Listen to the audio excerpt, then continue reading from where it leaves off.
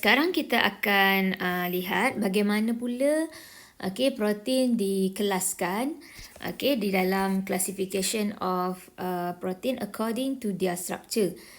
Kalau untuk level structure of protein, kita belajar bagaimana protein itu kita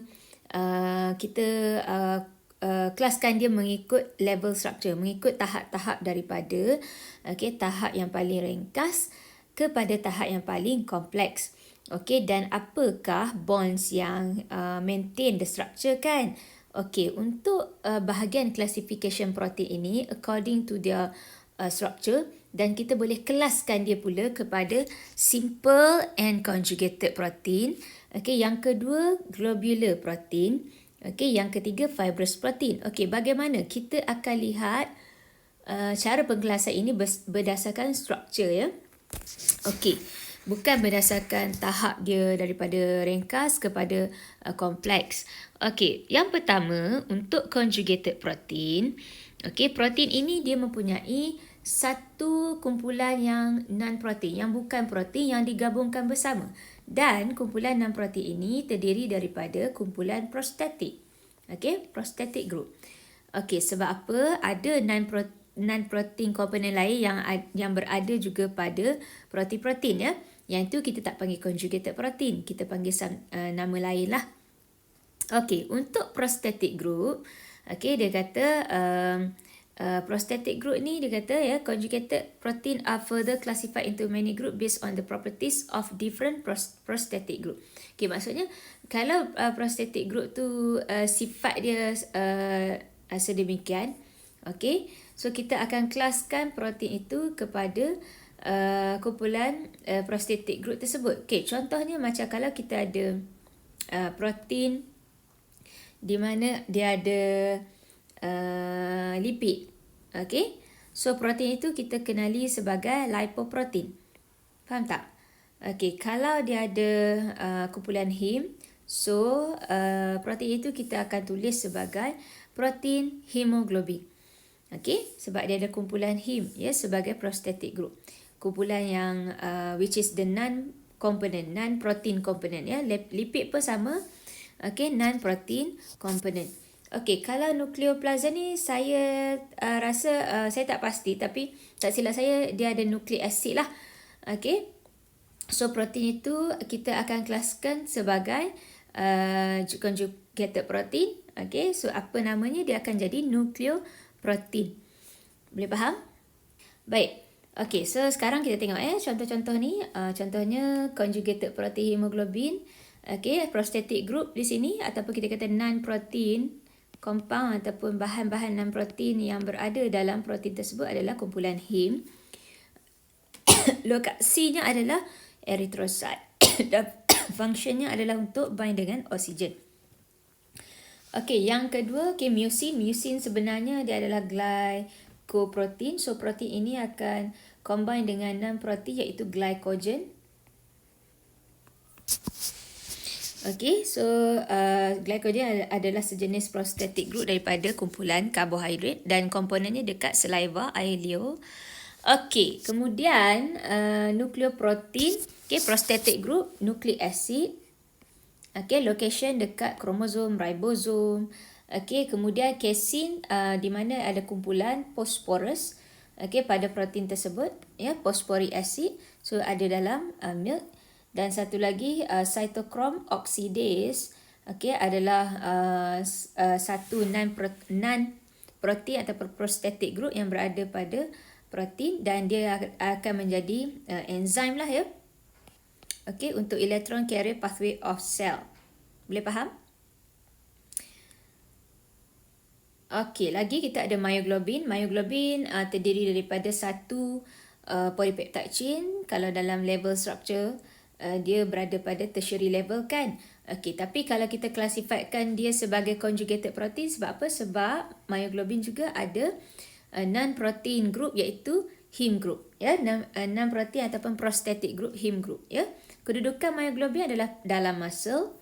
And then last sekali lipoprotein ya, bila ada lipid ya yang combine dengan protein tersebut, so kita panggil lipoprotein. The location of lipoprotein dekat membrane structure. Okay, dekat to transport the lipid in blood. Okay, boleh faham? Okay, next kita lihat untuk fibrous protein.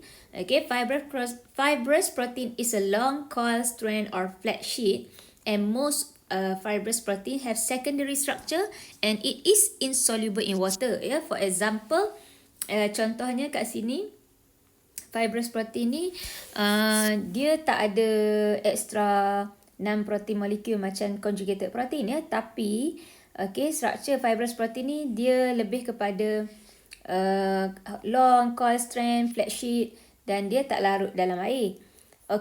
And contoh-contoh fibrous protein ni dia berada pada animal tissue ya, di bawah lapisan kulit kita ada collagen lah. Dan dia macam flexible kan.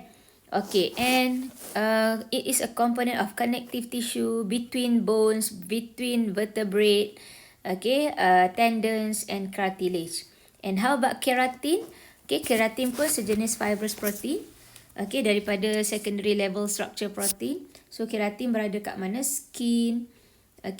Feather ni bulu sayap burung ya. Nails, hair ya, horn. Horn adalah paruh ya. Tanduk. Tanduk ya. Dan satu lagi ada dekat, kalau daripada secondary structure, dekat ni lah spider web kan. So dia lebih kepada kita lihat structure dia yang coil, strand, flat sheet, flexible. Dia macam anja kan, kalau macam dekat kulit tu dia macam flexible ya. Alright.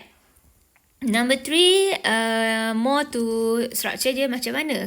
Sekarang ni globular protein dia pun tak ada external ataupun kita kata kumpulan tambahan non-protein macam conjugated protein kan. Dia tak ada extra bahan bukan non-protein. Dan structure dia pun bukan fibrous ya, macam fibrous dia long flat ke bukan ya. Sekarang ni untuk globular protein lebih kepada structure yang stylical dan folded, dan dia boleh menjadi 3-dimensional shape ya, bentuk yang compact, bentuk yang 3 dimensi, ada X, Y dan Z, pandangan X, Y dan Z. Dan it is water soluble, larut dalam air, yang usually have tertiary or quaternary structure level protein. For example, enzyme ya, bentuknya 3-dimensional. It catalyze specific biochemical reaction ya, dia punya function. Yang kedua kita ada antibody pun sama. Bentuk yang 3D, bentuk yang besar, dan kita boleh tengok dia macam berketul kan daripada sisi X, Y dan Z. Kemudian function to respond to foreign antigen that enters the body. So antibody ni involved dalam immunity system. Dan last sekali ada hormone, regulate the growth or functioning of specific tissue or organ. And it combine with receptor on its target cell. So dia punya structure lebih kepada bentuk yang 3 dimensi. Bentuk yang folded, bentuk yang gemuk macam tu kan. Ada pandangan X, Y dan Z. Alright. So sifat-sifat properties of fibrous and globular protein cuba kita lihat. Untuk fibrous ni dia lebih kepada panjang, selari, bentuk yang lebih stabil. Maksudnya dia kuat lah, dia strong ya. Macam kita tarik rambut kita. Dia strong ya, dia kuat. Kalau kita pegang kuku, keras kan. And it is insoluble in water ya, seperti macam tanduk kan, tanduk haiwan. Itu daripada fibrous protein lah. And dia kata most are secondary structure, di mana bentuknya helicase ataupun beta pleated shape ya. Dan what about globular protein? Globular protein more to tertiary level structure protein dan juga quaternary level structure protein. Dia unstable, maksudnya dia affected oleh pH dan juga temperature. Dia boleh berubah bentuk. Alright. Selain daripada itu, globular protein juga soluble dalam air. And dia juga boleh membentuk mendakan di bawah larutan lah. Okey. Ni ada satu soalan, awak boleh cuba jawab. Okey, ambil masa untuk jawab. Baik, sekarang kita tengok dan kita bincang ya faktor yang mempengaruhi struktur protein. Alright, maksud kata level structure of protein. Okey, bagaimana dia boleh hilang bentuk level structure dia. Okey.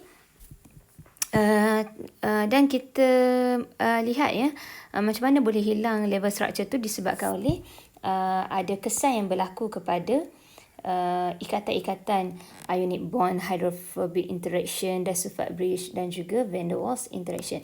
Okey, tapi kalau secondary structure termasuklah hydrogen bond ya. Okey, and bila bond terputus, hilanglah bentuk protein tersebut. Okey. And perubahan pada bentuk protein tersebut boleh jadi temporary ataupun permanent ya, sementara ataupun selama-lamanya. Okey, kemudian amino acid ni rantai amino acid antara molekul basic unit ataupun monomer amino acid kan ada peptide bond kan. Okey, peptide bond tidak akan terpengaruh ya ataupun tidak akan putus. Okey, dan the change shape of protein bermaksud kita juga panggil sebagai denaturation. Okey, dan kalau dia jadi bentuk protein semula, kita panggil renaturation. Okey, renaturation ya, kalau dia reversible lah. Okey, kalau dia kembali kepada bentuk asal, kita panggil renaturation.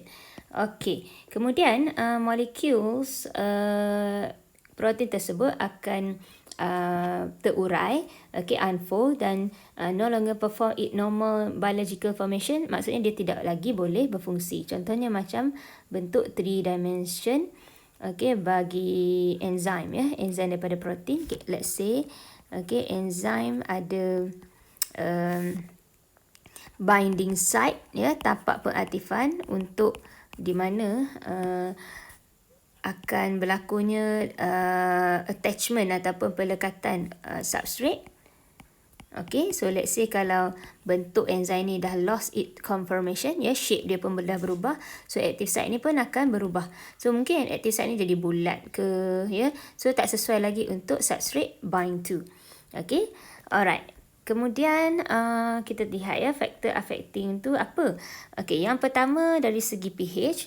Okay, so biasanya protein dia punya tindak balas ataupun kita ambil contoh enzim lah ya. Enzim dia akan ada minima ataupun dia akan ada optimal pH yang sesuai untuk dia berfungsi ya.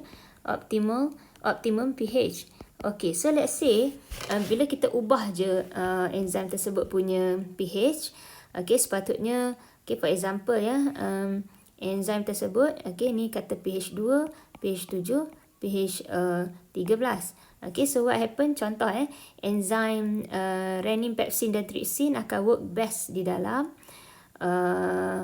work best ya, dia punya maximum, dia punya rate of reaction maksimum pada katalah pada pH 3. Contohlah kan. But what happen bila kita ubah je pH ni, kita ubah pH, keadaan pH ini kepada begitu basic. Basic structure ya. So tidak sesuai lah untuk this enzim untuk berfungsi lagi. Tak sesuai untuk dia. Kenapa ya? Sebab apa? Dia kata ionic bond destructed and protein akan coagulate. Coagulate tu maksudnya dia akan menggumpal ataupun dia akan clump lah. Dia menggumpal. So tak lagi boleh berfungsi. Dan yang kedua ya. Temperature. High temperature will cause kinetic energy of protein to increase. Maksudnya enzim akan lebih moving, lebih kuat moving, boleh bergetar ataupun kita kata dia akan kinetic energy dia meningkat, so dia moving terlampau vigorously. Vigorously maksudnya terlampau violently lah. Vigorously maksudnya pergerakan dia tu sangat laju, sangat pantas. Okey, tetapi tidak sesuai untuk dia sebenarnya sebab ini akan weaken the hydrogen and ionic bonds. Okey, ikatan hidrogen dan juga ionic bond ni, okey, dia akan terurai, dia akan putus. Okey, so bila dia break, okey, conformation of the protein akan berubah, shape of the protein akan berubah, kemudian protein akan bergumpal, coagulate dan kemudian protein pun akan rosak, damage lah. Okey, damage ni maksudnya denature. Boleh faham? Okey, sebab apa? Ikatan tadi tu sudah putus, Okey, ikatan yang ionic bond dan juga hydrogen bond lah. Okey, kalau kita lihat yang ni tadi, okey, untuk pH ni tadi, okey, saya ingin tekankan kat sini. Okey, let's say kalaulah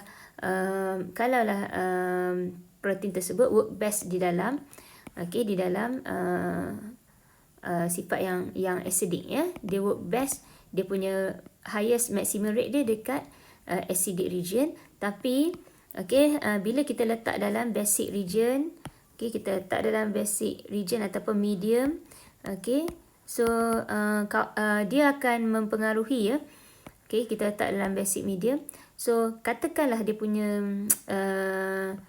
amino acid kan, okey, amino acid dalam monomers dalam protein tersebut, okey. So kat sini what happen is bila daripada acidic, kita letak dalam basic medium, so dia akan mempengaruhi kumpulan acidic dekat sini. Okey, kumpulan acidic ni akan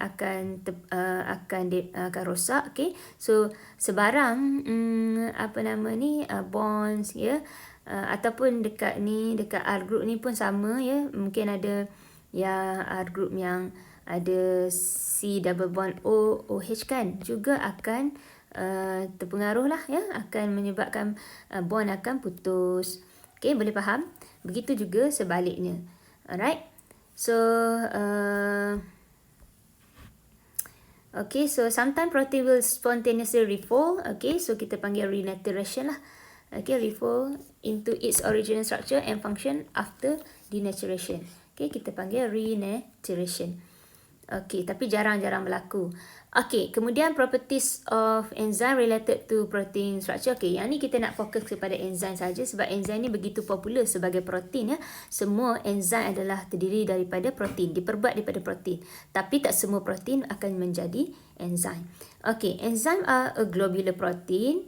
Okay, di mana globular protein pun bentuknya adalah 3D kan, kita bincang sebelum ni kan. Dan okay, enzyme ni most of them daripada tertiary level. Okay, tertiary level of protein. Okay, and they are held together, they are maintained, bentuk 3D tu di-maintain oleh apa? Oleh covalent bond, hydrogen bond, van der Waals forces and hydrophobic interaction. Okay, van der Waals forces and hydrophobic attraction. Van der Waals forces ataupun hydrophobic attraction ataupun interaction. Okay, when the bonds are broken, the parts of the molecule have been disturbed. Okay, ni kita dah bincang tadi, bila putus je ikatan, so molekul punya structure tu akan terganggu lah. And alter the shape of the active site. Okay, sebab pada enzyme dia ada active site, contohnya ini adalah enzyme. Okay, ni adalah enzyme. So ni enzyme, so dekat enzyme ada active site, tapak pelekatan untuk substrate. So bila hilang bentuk ataupun conformation, okay, so hilanglah bentuk active site. So substrate tak boleh lagi bind pada active site. So okay, that's all. Terima kasih.